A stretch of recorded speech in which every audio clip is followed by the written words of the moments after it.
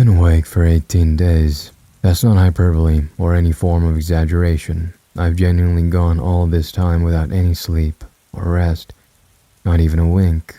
And the craziest part is that I don't feel like I need it. I don't know how I'm still alive. These last few days have been some of the craziest of my life, and I feel like it's about to get much worse. It all began on the eve of my final exams. The dreaded final weeks had come around, and although I had studied for it throughout the month of November and prepared myself to the best of my ability, it was still getting to me. Something about having a considerable portion of grades dependent on one test just never sat right with me. I'd been lying in my bed for the past 3 hours, tossing and turning, frustrated, unable to allow myself to slip into that glorious world of slumber. It was 4 a.m., and my next final was at 8. Eventually, I'd had enough, so I decided to get out of bed and pull an all-nighter to do some extra studying. After all, staying up through the night had always been better than dozing off for 2 hours and then being rudely awoken, surprisingly enough. So, with that, I sighed, got up from my bed, and started putting on my clothes. I headed out the door into the warm, humid Floridian air. The campus library was open, as was to be expected. They were always available, 24/7 during this time. The building was entirely still. The information desk was open, and some poor soul who had taken the student job was staffing it overnight. I looked over, and she didn't even move her head to notice me, staring blankly at the screen ahead of her. There were other people in here too, just not a lot. Now and then you'd see the occasional chair filled by a zombified student, a cup of coffee in one hand, their laptop in the other, and a lovely pie of pizza resting on the table in front of them. Typical. In the center of the main lobby stood a beautifully crafted table with a white cloth draped over it. On top were 2 big metal cylinders, coffee dispensers, with a basket containing a bunch of small paper cups to the right. Further to the side, a variety of creams, sugars, and sweeteners. The sight didn't surprise me. The school had a tradition of offering free coffee to all students in the late hours during this time. It was a nice gesture for everyone stressing out about their upcoming exams, I suppose. I'm not a coffee drinker, never was. I despise the taste. Still, it was 4 a.m., and I was about to stay up all night. So, with that in mind, I caved and filled up one of the paper shot cups, making sure to load it with so much cream that, frankly, you probably wouldn't be able to call it coffee anymore. With that, I made my way up the stairway to the right, which took me to the 3rd floor, the computer lab. I approached one of the tens of empty computers, logged into my account, and pulled up my professor's PowerPoint presentation. I practically gulped the coffee down in a minute, and it tasted about how you would expect. But the texture was off. As a hot liquid slid its way down my throat, I felt something like a rough surface pass by my tongue. It was almost as if little tiny balls had been in the fluid, like cottage cheese, but a tad less noticeable. I didn't think much of it then, figuring it was probably something I put into the beverage or something with this particular brand, and a quick look inside the cup revealed nothing unusual, so I quickly forgot about it. I was considering getting another one when, just 10 minutes later, the caffeine took effect. It was insanely powerful, more than I expected. My heart was throbbing in my chest as I was jolted into awakeness, and I felt like I had just slept 10 hours. There was an ongoing gag going on around the school that they injected the coffee with jet fuel. Well, I guess now I know where that came from. Suffice it to say, I'm glad I didn't follow through on what I was considering.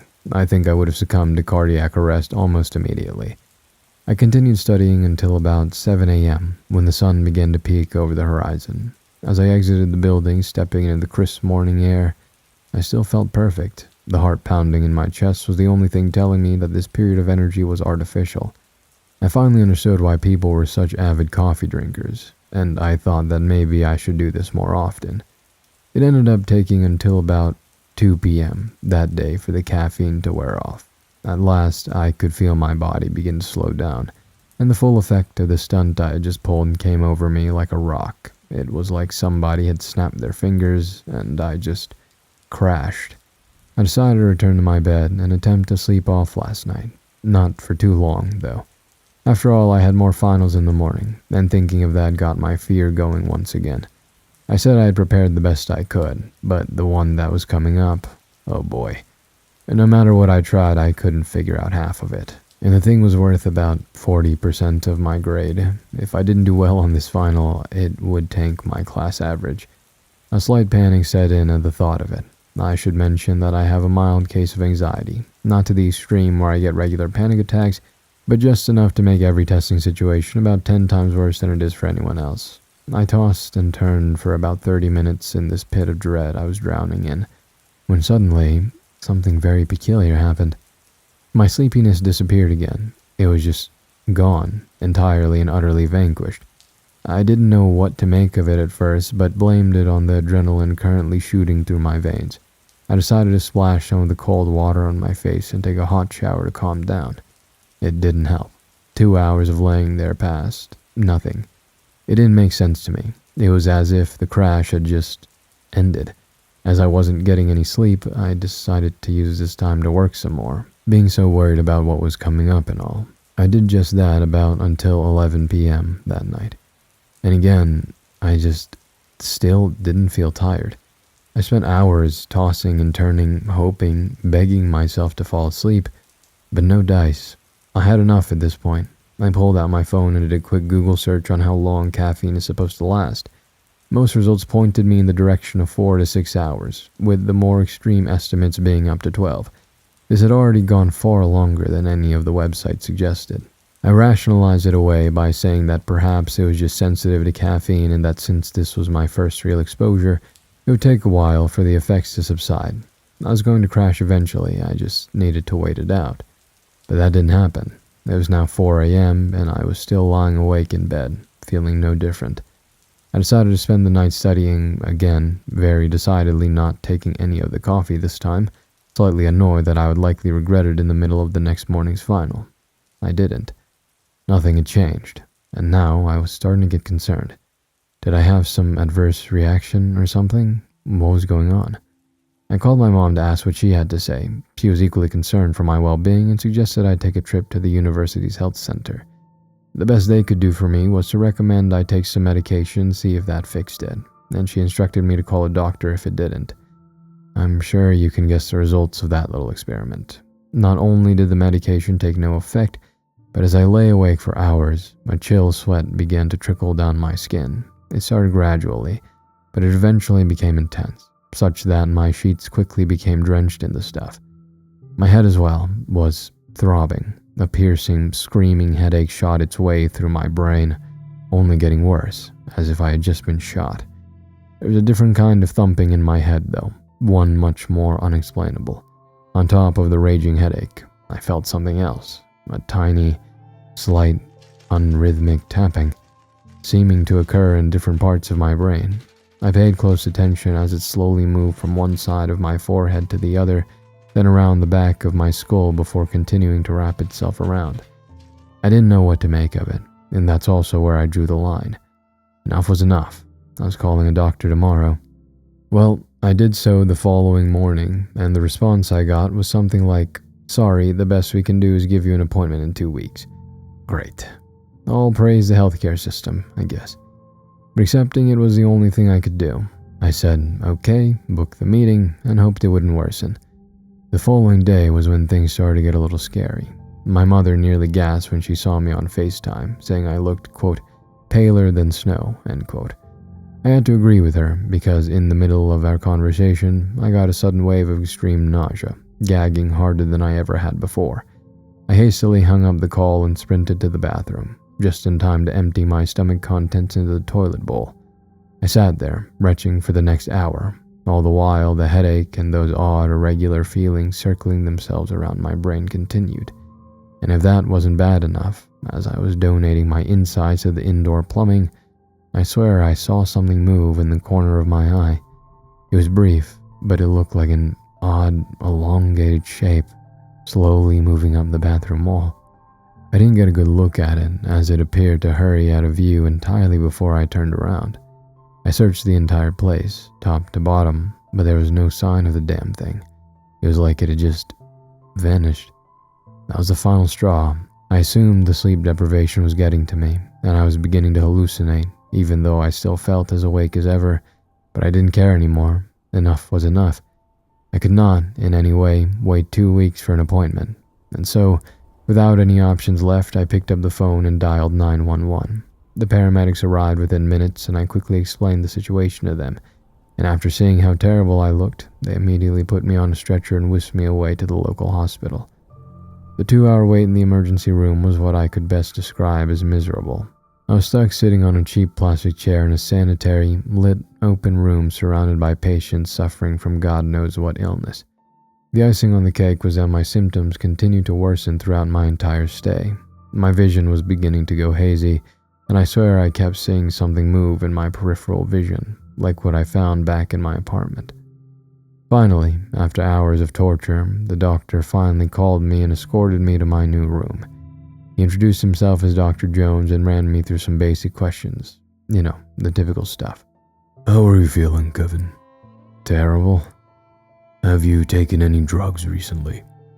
Other than NyQuil, no. Do you drink any alcohol? Very rarely. It was just your standard run-of-the-mill doctor's questioning, but soon, one toward the end caught my attention. Did you drink any caffeinated beverages recently? The doctor asked. I stopped for a moment. I mean, I did have a shot of coffee, but it was 3-4 days ago. The doctor made a hum of acknowledgement, his expression considerate before shaking it off. Okay, well, that shouldn't be causing this. Then I'm going to be honest with you, Kevin. I'm not sure what's happening. So what we're going to do now is run you through a few tests to hopefully determine an answer. And if we can't find anything, then we might have to keep you here overnight to perform a sleep test. I snorted. Sleep test, right. The preliminary test went exactly as expected. They took some fluids, checked my blood pressure, and looked at my heart rate. All the standard stuff. Everything turned out negative for any sort of issue. My vitals were perfect, frustratingly so. And so I was then quickly informed that they would be proceeding with the sleep examination that night. They escorted me to a place that looked more like a hotel room than a hospital.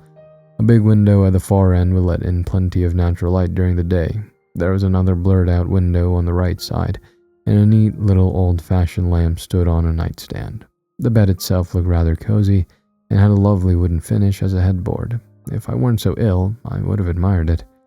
After hooking me up to various pieces of equipment that I couldn't even explain the purpose of, Dr. Jones spoke again. Alright, you're all set up, Kevin. Now, don't worry. We're going to be watching from the adjacent room the entire night, okay? So if you need anything, just ask. I nodded my head, the only response I could make in my current state, and watched as he handed me a couple of pills. Oh, and one more thing. Here is some Selenor for the night. It's an insomnia medication. It should be more powerful than the stuff you had before. Hopefully, it might have an effect. After I swallowed what he'd given me, the doctor made his way out of the room and turned off the lights before closing the door. And just like that, I was left with nothing but complete, overbearing silence, broken only by the gentle hum of machinery. As my eyes hadn't adjusted yet, darkness swallowed everything. I gently eased my head back into the pillow and shut my eyelids, hoping to finally catch some Z's. The bed was really comfortable. In any other situation, I would have fallen asleep within minutes. But now, 1 hour passed, 2 hours passed. I was beginning to get frustrated. It seemed that the tablet the doctor had given me wasn't helping, so I just lay there, staring at the ceiling for some time and holding my eyes shut. Nothing happened until about midnight, and quite frankly, I wish it had stayed that way. I immediately felt the throbbing in my head return, and the gentle taps that seemed to be circulating around my entire head went into overdrive. It was more evenly spread now, too. Rather than being in specific locations, it was across what seemed to be the entire circumference of my brain all at once. I could almost hear it inside me, all the little contacts like crinkling paper. I sprung up to a sitting position, clutching my face in pain. My eyes had adjusted to the darkness now. What was once pure nothingness had brightened into a shadowy cacophony that ate at the corners and the walls of the room. The nausea returned and stars pulsated through my vision, and just then, something caught my eye. It sounded in my ears too, coming from the dark, shadowy corner that lay just to the left of me, running smoothly and slowly up the wall. I looked over to the source of the noise, which was partially illuminated by the glow of the machinery, and what I saw made my heart drop. Tucked away where the left and back wall met each other was what appeared to be a black, Slim, elongated tube of some sort. But no, it wasn't that. I peered closer at it and realized it had legs. Hundreds and hundreds of little tiny legs squirming and latching onto the surface in unison with the noise. The animal slowly crawled its way upward, paying me no attention. Its long body wriggled in perfect harmony as it made its way toward the ceiling. I stayed frozen in fear for a few seconds before I immediately launched up from my bed and screamed, practically ripping the equipment down from where it was standing, unleashing a loud crash. The doctor stormed into the room and immediately turned on the lights, demanding to know what had happened. I was hysterical. My head was still pounding. It felt like my brain was constrained. There's something in the corner of the... But as I looked to point it out, what I had seen was gone. Kevin, how long did you say you were awake for? Dr. Jones asked with concern. It's common with severe sleep deprivation that you may experience hallucinations. It made sense, but what I had seen felt so lifelike. Unsurprisingly, the doctors informed me that they would have to cancel the sleep test because my ruckus of throwing everything to the floor managed to break the equipment I was strapped to. So, yay me.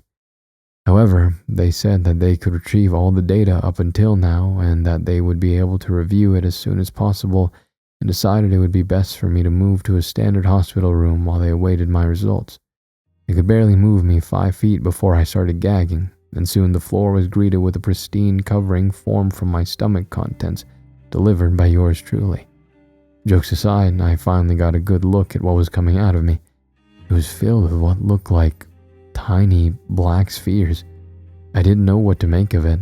Quite frankly, I was worrying about other things, but it seemed to stun the doctors for a moment too. However, they quickly got back to the task and escorted me out into the hallway. I didn't see what became of my mess afterward. After getting into an admittedly less comfortable hospital bed, I finally had the opportunity to scroll through my phone. It was completely blown up with panicked messages from my mother asking me what was happening and determining to know why I wasn't answering. I called her back, and the second she saw the medical bed behind me, she nearly exploded into tears. "What happened?" She cried out. I explained everything that had been going on since I last called her. The sudden wave of nausea I experienced, calling 911, and the sleep test. We, or rather she, came to the conclusion that she would fly down and visit me as soon as possible to hopefully get this whole situation sorted. It was nice, a silver lining in all this awfulness. At the very least, I was going to be able to see my mother again. Dr. Jones interrupted our conversation, and after I said one last goodbye to my mother, he simply sat down and sighed. He was holding what looked to be a couple of sheets of paper in his hand. Hey, Kevin. He started. So, we've been reviewing your sleep test data as promised, and, well... He showed me what looked to be a graph with a long, squiggly line complete with small valleys and ever-towering hills. Your brain waves, they're highly irregular. He began tracing his finger along the jagged line. They are much more active than they should be, and they nearly go off the graph here when you had your episode. It's highly alarming. I stared at him in silence, not knowing exactly what to say. One thing's for sure, we're going to have to get a head CT done as soon as possible. I'll see how soon I can get you in for an appointment. I could barely utter an okay before he left the room, and finally, I completely broke down.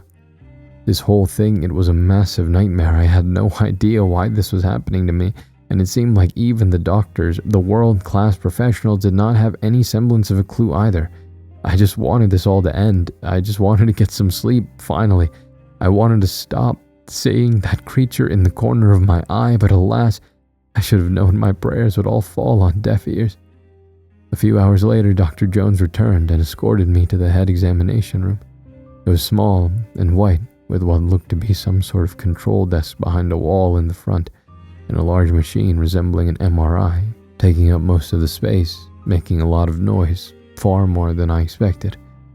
I lay down on the little bed, feet facing the device, and put my arms over my head as the assistant wheeled me into the machine.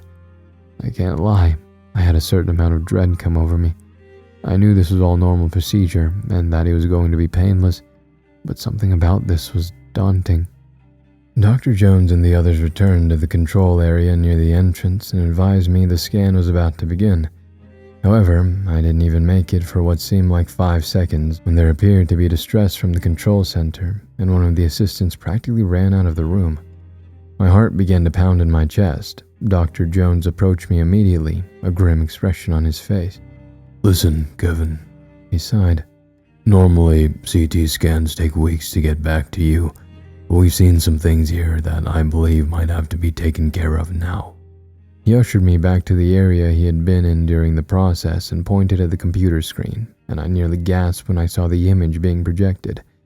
There was a picture of my head, which was to be expected, but there was something else. Wrapped around my brain was a long, bug-like creature with 2 big antennas at the front and an uncountable amount of legs. The whole thing bore resemblance to a giant millipede, yet I was slightly fatter and was long enough to cover the entire circumference of my brain twice. There was something else, though. That creature looked precisely like the one I had been seeing in my hallucinations, albeit a bit smaller. My heart lurched in my chest as I stared at the unnerving image. I was feeling sick to my stomach, but not due to the illness this time. "What the hell?" I exclaimed. Yeah, Dr. Jones commented. I have no idea where this came from. I've never seen anything like it before, but we're going to have to get it out of you pretty fast. I could only bob my head in agreement, still lost in my thoughts. This passenger had been sitting inside me for God knows how long. Was that what I felt when I experienced the tapping inside my head? Was it that crawling around up there? As if on cue, it started again. I paid closer attention this time and I could really feel it. All those little legs skittering along my brain. I immediately dissolved into a blind panic, but that only seemed to make it pick up the pace. It almost seemed excited or stimulated in some way. My headache returned and I collapsed to the ground, my fear briefly forgotten. Dr. Jones stood up to help me back to my feet and looked at me with a concerned expression. Look, Kevin, I'll try to schedule surgery to get it removed as soon as possible. Until then, just try not to think about it too hard, okay? Don't think about it too hard. That was easier said than done. How was I supposed to go back to my room and pretend like this hadn't just made itself a home up there? My terror got worse as I was ushered back to my room. I still felt it the whole time. It had gotten active recently and my symptoms were starting to flare up again. I was overwhelmed with illness the second I got back and immediately sprinted toward the bathroom. The substance I excreted looked the same as before, but filled with those weird black spheres. I didn't pay attention to it, though I was still thinking about that thing. It had been real, but whatever had been living inside me this whole time, I tried desperately to calm myself down and tell myself it would be out in a day. That didn't make it any better. After finishing my rounds, I got up weakly to wash my hands, and that's when I saw it. Slightly above my eyebrows, in the middle of my forehead, was what appeared to be a massive bulge. It sat there, completely still. As I looked at it further, I realized it wasn't just that. It was a long, winding, bug-like cylinder that circled itself around my entire head. I could even see the pieces of my hair slightly displaced by the shape as it sheathed beneath them. I don't know what came over me, but somehow all worry and tension immediately disappeared. I found my right hand slowly drifting up towards my scalp as if it had a mind of its own. I'd say I tried to stop it, but that would be a lie. It was almost like I was in some sort of trance. My mind had gone completely blank as my arm slowly hovered up further toward the anomaly. Then I touched it and squeezed it gently. It was soft, almost like some sort of sponge. But I didn't have much time to register it as it immediately squirmed away, darting out of view and behind my head at a speed that looked similar to a bullet fired from a gun. This is what finally ripped me from my state. I screamed and leaped backward, almost splitting my head on the bathroom tiles. I sat there breathing heavily for a moment, hyperventilating, nearly crying before I worked up the courage to look back in the mirror. It was gone. I did a complete 360 to make sure, but no matter what angle I checked, it wasn't there anymore. My headache intensified once again, and I ran to my bed, curling up in the fetal position, tears streaming from my eyes. I remained like that for hours. The doctors had come in to check on me and see what was wrong, but after I explained what I had seen, they found nothing. Still, their presence helped calm me down a tiny bit. That night, I simply lay, staring at the ceiling. I don't think I would have been able to sleep even if I didn't have this odd condition. Nothing else happened, but still it was bad enough. The image of what I saw on the CT scan and what happened to me later in that bathroom was haunting. And no matter how hard I tried, I simply could not get it out of my head. My mom arrived the following morning and I explained everything to her. She was understandably just about as freaked out as I was, but she relaxed a tad bit when I told her about the doctor's plans to remove what was now being dubbed a quote, parasite, end quote. My neurosurgeon, with a team of doctors, an assistant, and my anesthesiologist came in a few minutes later, announcing that it was time to perform the surgery, and told my mom to remain in the waiting room. With one last hug, we said goodbye and split up to hopefully see each other again once this was over. Don't worry, I'm going to take good care of you, my anesthesiologist reassured me as she prepared the machine. Bright, blinding lights sprang to life as the doctors prepared their tools and laid them out on the table next to me. I knew I wouldn't be feeling any of this, but still, I have to admit, it did give me a small pit in my stomach to see all the sharp objects that were about to be used on me. They stuck an IV into my arm and hooked me up to all kinds of equipment, including heart rate and blood pressure monitors.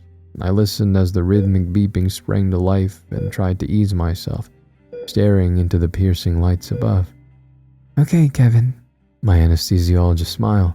Once I set this mask on your face, I want you to count down from 10 in your head.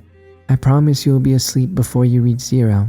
You'll be awake later, after the first part of the surgery has been completed. With that, she gently placed it over my nose, and slowly breathing in the chemicals streaming through the tube, trying not to think about how I'd soon wake up with an open skull, I did as she requested. 10, 9, 8, 7, 6, 5, 4, 3, 2, 1, 0. I reached the end of my 10-second countdown. I was still awake. I began to worry. Nothing around me had changed. I tried to say something to get up and tell the doctors that I was still there, but the second I tried to move, I realized I couldn't. I was locked in place, bound to the table, completely paralyzed. I couldn't even do so much as wiggle my fingers. My heartbeat beat faster in my chest as I looked over at the anesthesiologist who was viewing my heart rate and other vitals, and thankfully she seemed to realize something was wrong too. He's awake, she said bluntly, slightly confused as she stared at the screens in front of her. Don't start yet. I'm going to increase the dosage. She turned some knob on the machine connected to my mask, and all of a sudden, I felt an intense surge of the stuff getting pushed through the tube, far more potent than it had been before, forcing itself into my nose. My paralysis was getting stronger, but I was still not falling asleep. I began to panic, as evidenced by the ever-increasing beeping on the monitor beside me. The anesthesiologist started to swear under her breath as she turned the dial up even more, almost bringing it to its max, but nothing was working. I lay there awake on the table, unable to do or say anything, while the doctors all crowded around me, trying to get me to go under. Suddenly, the lights above me went out and the room went completely dark. All the medical staff blurred into the sides of my vision, still and unmoving. What was once a soundscape filled with the frantic movement of personnel and nurses and the rapid beeping of machinery was replaced with complete and utter silence. I sat there, breathing heavily, and that thing began to scurry again, rushing as I felt it crawl all around my head. I wanted to throw up. It was incredibly disgusting and it just wouldn't stop. There was something else though. A couple of minutes passed and something crept through the silence. A soft but noticeable crackling noise came from the far end of the room, something I couldn't see from here, slowly making its way ever closer. I stared into the distance in terror as the sound unmistakably began wiggling its way up to the foot of my bed before changing slightly, now sounding like small, tiny micro taps on plastic. It wasn't long before 2 creepy small antennas became barely visible, peering through the darkness just into view. A couple of seconds later, the head arrived. It was here, the same creature I'd seen on the CT scan, although it looked much larger. It continued to work its way up to the end of my bed and slithered down the other side. I tried to get up, to run, but the paralysis drug that the anesthesiologist had given me was doing its job. I was still stuck. I was left helpless, only able to watch in horror as it slowly squirmed its way over onto the bed and up onto my foot, giving me the sensation of hundreds of tiny little appendages pushing their way up my body. It was relaxed, seemingly unfazed by all my struggles as it got closer and closer, gently wrapping its way around my limbs. I could look at it now. It definitely resembled a massive millipede, but no exoskeleton existed. Instead, what made up the body seemed to be a pale, fleshy mass laced with a pattern of black marks strewn across the entire specimen. It reached my stomach and made a straight beeline for my face. I tried as hard as I could to hold my head back and keep it as far away as possible, but it was futile. All the while, the back half of it just crossed over the far bed frame. My eyes watered as it slowly crawled over my neck and made contact with my chin, its long antennas now taking up a good chunk of my vision. It didn't seem to be wearing my mask anymore. I don't know when it disappeared, but it was missing, which gave that thing the opportunity to reach between my lips with its little front legs and slowly pry open my mouth with a strength I wouldn't believe it had. I tried again, in vain, to turn my head to do something to counteract it, but nothing worked. The only movements I made were the last spastic twitches of my muscles as I shook like a leaf.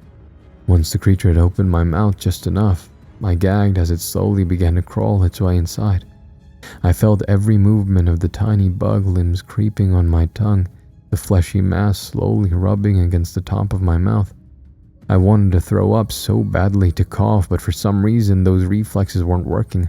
All I could do was gag over and over again as its long, segmented body maneuvered its way like a snake shedding its skin. The head reached the back of my throat and began to work its way up toward the top of my skull. As I watched more and more of its body disappear behind my lips, I heard the sound and then saw more and more of these creatures. Smaller ones began to appear at the sides of the bed and weaved their way toward me. Some crawled toward my face, others maneuvered themselves across every square inch of my body. I tried to scream, but nothing came out. I began hyperventilating, looking at the scene in front of me with terror. Each time I looked, there were more and more appearing out of thin air, exploring every little nook and cranny of me. A pounding, throbbing headache ensued, and above all that, I felt the original parasite continue to crawl its way around in my brain faster than it ever had before. I squeezed my eyes shut, praying for the nightmare to end. After what felt like forever, the lights above me blared to life, and I launched out of the bed and let out a shriek as I flailed my arms around. I nearly smacked the hand of the anesthesiologist dead on as she immediately grabbed hold of my shoulders, trying to ease me back into the bed. Easy, easy, she said. I wanted to yell at her, but then I realized everything I had just seen, all those bugs, those creatures, they were gone. It was just me and the doctors in an operating room with a highly rapid heartbeat monitor. I took a second to collect my bearings and looked at the mass sitting on the bedside table. They'd taken me off the medication. I instantly collapsed in tears and begged for my mother. "We're going to have to try something else," one doctor said. "Removing it isn't going to work if we can't get him under." I nearly tackled my mom when I saw her again and explained everything about my horrible experience in that operating room. Dr. Jones came in a couple of minutes later with a grim expression. "Okay, Kevin, I'm sorry about what you just went through. For now, we've decided that we're going to try and give you some anti-parasitic medication and see if that will help your condition. I hate to tell you this, but the medical staff is a little lost right now because you've been infected with a species we've never seen before. So we'll call in some researchers to better understand your condition." My mother immediately stood up in protest. You are not going to run experiments on my son. Dr. Jones simply looked at her with a professionalism. "They aren't experiments, ma'am. We're just going to study the best course of action to hopefully kill or get this parasite out of him. And besides, it's Kevin's choice." They both looked at me, and I sighed. I desperately wanted this as far away from me as humanly possible.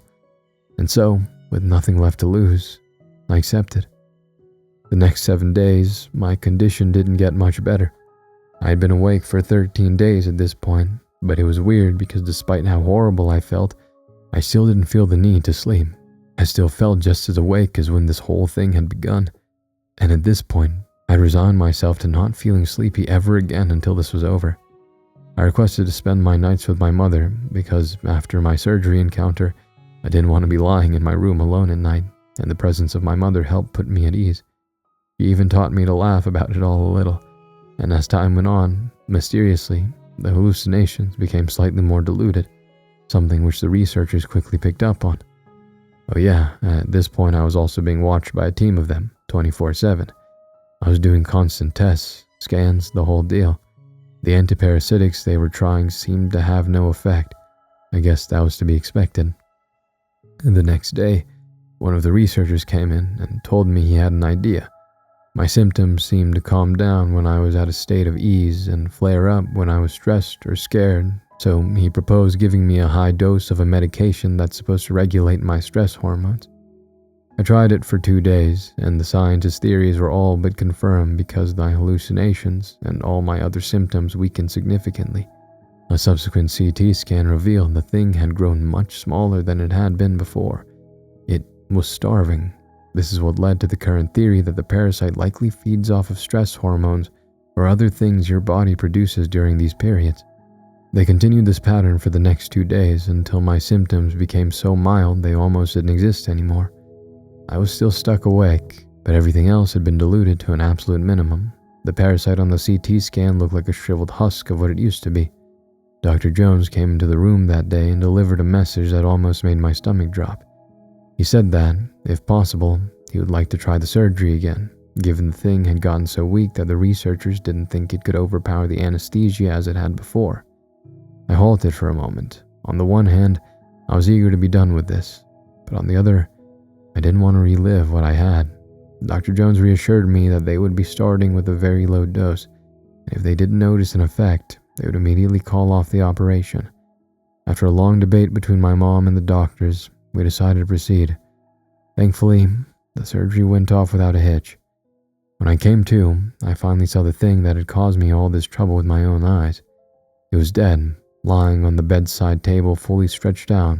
It looked like the same as what I had seen in my hallucinations, albeit a lot smaller. I even got to name the damn thing. Neural sleep parasite had an excellent ring to it. Before long, they hauled off that monster for further study, and I never saw it again. They explained to me that I had most likely ingested its eggs when drinking that coffee back in the library, and that, combined with the high stress response, allowed it to sort of take over my brain for a while. But I cut them off. I didn't want to hear more about this. I was done. I was released from the hospital a few hours later, got into my car, and drove back to my apartment with my mom. I know you will probably say I should have let her drive, but after all of this, I was so eager to get back to a normal life. However, I regretted it very soon, because the past 18 days of no sleep hit like a truck in the middle of the journey. Without the parasite continuously stimulating my body, I needed to sleep again, and now my brain was about to demand I pay up the tab.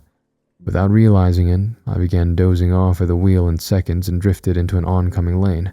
A shrill scream from my mom sitting next to me was the only thing that stopped us from slamming into a massive 18-wheeler with a combined speed of 140 miles per hour. I ripped the car back to the proper lane, adrenaline surging through my body. I immediately pulled over and let my mom take the wheel, realizing my stupid mistake.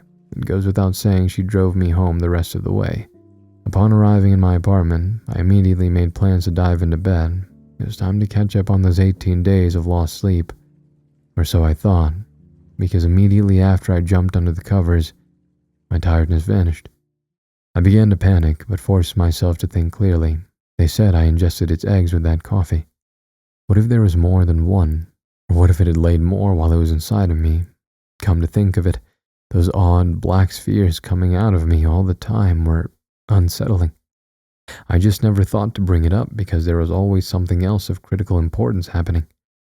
I'm writing this now with a piercing headache, as all of my symptoms are beginning to rush back. I think I just felt something crawl under my skull.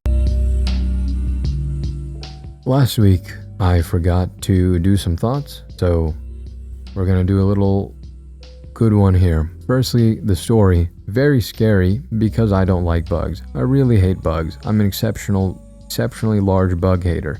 I really do wonder if killing all bugs would be worth the ecosystem crisis that it would create. Maybe it is worth it. You know what? Probably is worth it. I rather no world than a world with bugs. Anyways, worm parasites do exist, or parasites that go into the brain do exist. Mainly they're found through pork that isn't cooked enough. You can get a brain parasite. Usually we will just give you an anti-parasitic as long as we can find it in time, and you will probably be okay. Though the eggs that are laid in your brain may still be there for the rest of your life. So, yeah. Anyhow, in terms of coffee and sleep, way more well-versed there. So let's explain and talk about coffee, because if you really do want my thoughts, why don't I educate you on something? Coffee is what we would call an adenosine antagonist. In school, you learned about ATP made by the mitochondria, which is the powerhouse of the cell. ATP stands for adenosine triphosphate. It is an energy-producing molecule. Adenosine, by itself, however, without the whole triphosphate thing added onto it, is more or less the sleepy... It creates sleep in your tiredness in your brain. This is created through neurons and synapses in which the adenosine goes, and over the day it accumulates and accumulates and accumulates, and hopefully by nighttime you are sleepy. This is called sleep pressure. It's very normal. You want sleep pressure to build through the day. What caffeine does is it will go into these receptors and make it so that adenosine can't get into them, meaning you will not feel the tiredness. It can cause a crash for a plethora of reasons, but generally, caffeine is, from the research we have, caffeine by itself in a vacuum is decently good for you in a moderate dosage. If you're not drinking too much caffeine, it has been shown to help people have a higher or have a lower all-cause mortality, which just means lower chance of dying, really just from anything. It has been shown to have some memory improving effects. It has been shown to help with a number of things overall. Caffeine isn't inherently bad. The problem is not sleeping is a lot worse than the benefits of caffeine. The negatives that come from not sleeping will immediately overpower any benefits you gain from drinking caffeine. So the second that caffeine intake interrupts or disrupts any part of your sleep cycle, it immediately becomes unhealthy. So, if you don't like coffee, this doesn't matter. Don't drink it. It's fine. You don't need caffeine. However, if you are a caffeine drinker, whether that be coffee or worse, energy drinks, the recommended thing that we have is caffeine's half-life is 5 hours. Caffeine isn't like a pizza. You know, you can't just eat it, go to the gym, and work it off. It doesn't work that way. It doesn't just get broken down based on how intense you're doing something. Caffeine is going into your neurons. It's not going into your body as to be metabolized. Caffeine has a half-life, like other chemicals. Over time, it will slowly kind of just dissipate, dissolve. I don't know, however you want to think about it. Half-lives are half-lives. Caffeine's half-life is 5 to 6 hours. That means caffeine's quarter life is about 11 or 10 to 12 hours. Meaning, if you drink a cup of coffee at 12 p.m. in the afternoon, at 12 a.m., you have 1/4 of that cup of coffee in your system still. Now, you may still be able to fall asleep with caffeine. I'm someone who isn't very much affected by caffeine at all.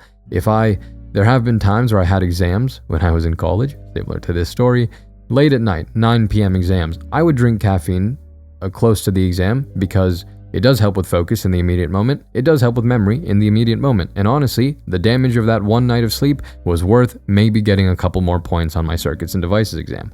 But anyhow, you might be able to fall asleep just fine with caffeine in your system. I can fall asleep just fine with caffeine in my system. I could go drink it right now, go to sleep, and probably I won't think that anything happened. But although you think nothing happened, something happened. Your sleep was disrupted. The stages of your sleep got all messed up. The sleep didn't get as deep as you wanted to be, and the total sleep time was probably shortened. And you probably woke up a couple times through the night that you may or may not remember. So, yeah. generally, if you want to drink caffeine, drink it within about 2 hours of being awake. Also, it is less effective if you're already tired. It might help a little bit, but not that much. If it does, probably a placebo. In terms of the things that we give you to sleep, like taking NyQuil, please don't take NyQuil. Just take DayQuil if you're sick. Or any other medication, quote unquote, that's, quote, helps you sleep, end quote, that's a lie. They don't help you sleep. Sleeping is a very complex process with a lot of brain activity involved. Your brain is doing a ton of important stuff while you're going to sleep, clearing out a lot of things that is preventing Alzheimer's disease, to be specific. And this is not a correlation. We have a causal relationship between Alzheimer's and sleep deprivation. And sleep does bajillions of other things in your brain and body in your day-to-day life. Your brain is very active during your sleep. If you take alcohol, or if you take any of these other sleep, quote, medications, end quote, it isn't helping you sleep. It is quite literally making you pass out. You're not sleeping, you are literally being tranquilized. These are tranquilizers. Benzodiazepines are the biggest, category of sleep medication that we have, and they are tranquilizers. They tranquilize you. They shut your brain down completely. They turn the computer off. They do not let it do anything in the background, which it does need to do. So, don't drink. Said that many times. And also be really careful with sleep medication in any way, shape, or form. Especially, again, NyQuil, because that's the easiest one to get. It feels so easy to take. Don't do it. Okay? Just don't do it. Your immune system is one of the things heavily impacted by your sleep. If you're taking NyQuil, I'm assuming you're sick, that or you just have an addiction, in which case you have a different problem. Anyways, if you're taking NyQuil, you're probably sick. Just try to sleep. If you can't, sorry, suck it up. But it's better than getting your brain completely tranquilized. So yeah, take DayQuil. Hopefully it'll help the things. Ginger has a lot of great effects if you're looking for something a little bit more natural. Helps with the throat, helps with some immune stuff. Honey helps with the throat. I don't know if it helps with immune stuff, but it helps with the throat. Just soothes it a little bit. But yeah, caffeine, it is pretty cool, but sleep is very important. So make sure you do that. I think there was more on caffeine that I don't remember. But yeah, anyways, that's sleep. When you go to sleep is also important. Every person has a different biological clock that is kind of just set as it is. Just try to sleep consistently as you can, around the same time every day. Wake up at the same time every day. Hit 7 to 9 hours. Don't go over 9 hours. Don't go under 7 hours. Yeah. Anyways, with all of that, how do I know all of that? I've read over 200 research papers on sleep, but you can go Google any of it if you want to fact check any of it. So please feel free to do that. Leave any comments if you have questions, and maybe if I feel kind and not lazy enough, I will answer them. But yeah, I hope you all enjoyed the story. Let me know what you thought of that. Hit all the buttons below. I hope whoever the frick listened to all of that, I am so sorry that I forgot to record an outro last time, because apparently if you listen to all this, you really like hearing me talk about nothing.